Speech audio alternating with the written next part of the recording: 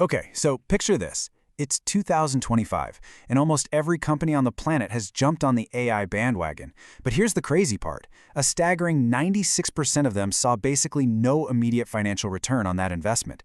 It was this massive disconnect that had boardrooms everywhere just scratching their heads. Today, we're going to unpack exactly what happened, and more importantly, what it all means for the critical year ahead. So what is really going on here? Let's dive. Here's how we're going to break this all down. First, we'll take a quick look at how AI got to be such a big deal. Then, we'll explore that huge adoption boom in 2025, which leads us right into the puzzle at the center of it all, the ROI paradox. After that, we'll look forward to what's coming next in 2026, and we'll wrap it all up with a strategic playbook you can actually use. All right, first up, AI's accelerating ascent.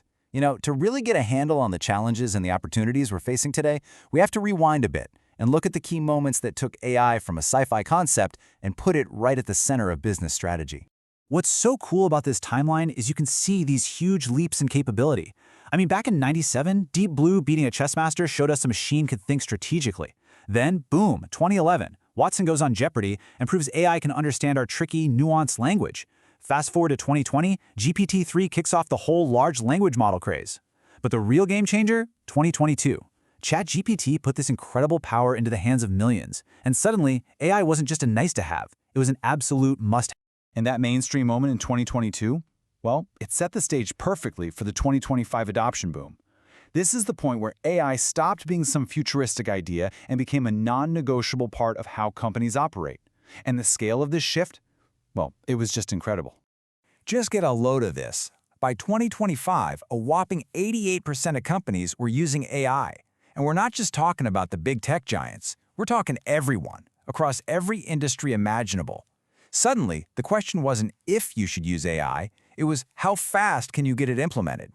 And this shows you just how serious the people at the top were. This wasn't some side project for the IT department. A massive 83% of companies said AI was a top business priority. The C-suite saw it as the key to the future, which makes what happened next so confusing. And that brings us right to the heart of our story today, the great ROI paradox. So everything's looking great, right? Adoption is through the roof, investment is pouring in. Well, this is where the narrative takes a really sharp and painful turn. So think about it. With almost everybody using AI and leadership throwing money at it, you'd think profits would be skyrocketing, right? But that's just not what the data was showing. The question on every CEO's mind was simple. With all this cash going out the door, where was the return on that investment? And this slide lays it all out in stark black and white. On one side, you have 85% of companies not just spending, but increasing their AI spend. They were doubling down. But on the other side, an absolutely mind-boggling 96% of them said they saw no immediate financial return. So what on earth was going on? Well, it turns out there were a few big reasons. First, a lot of the early wins from AI were these intangible benefits. Things like happier employees or more engaged customers. Super important stuff, but really hard to put a dollar figure on. Second, there were huge real-world barriers. Things like messy data stuck in different departments and just plain old human resistance to change. And finally, there was a measurement gap. The tech was just moving way too fast for our old-school spreadsheets to keep up and measure its true impact. So how do we fix this paradox? That's where AI's next wave for 2026 comes into play. You see, all those tough lessons from 2025 are sparking a huge evolution in strategy. We're seeing a shift from AI as a simple tool that assists people to AI as an autonomous collaborator that can work on its own. And this chart shows the trend you absolutely have to watch: agentic AI. We're talking about AI systems that can handle complex workflows all by themselves.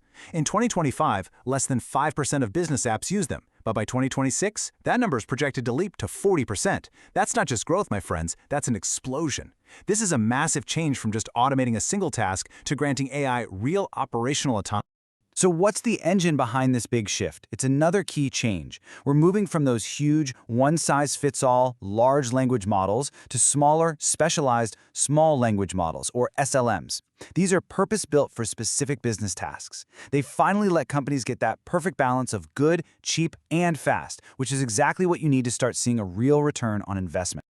All right, so that brings us to our final and I think most important section, your strategic AI playbook.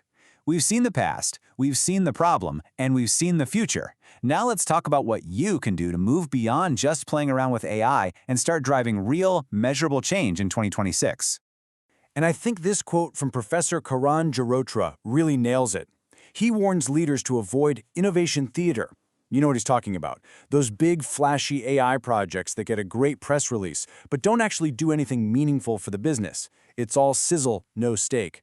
For 2026, success is all about substance over style. So how do you avoid that trap?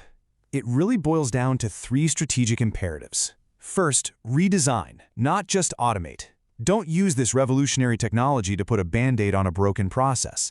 Rethink the entire workflow from scratch. Second, use AI to truly embrace data-driven decisions, combining that gut instinct of your senior leaders with AI's incredible power to find patterns in data.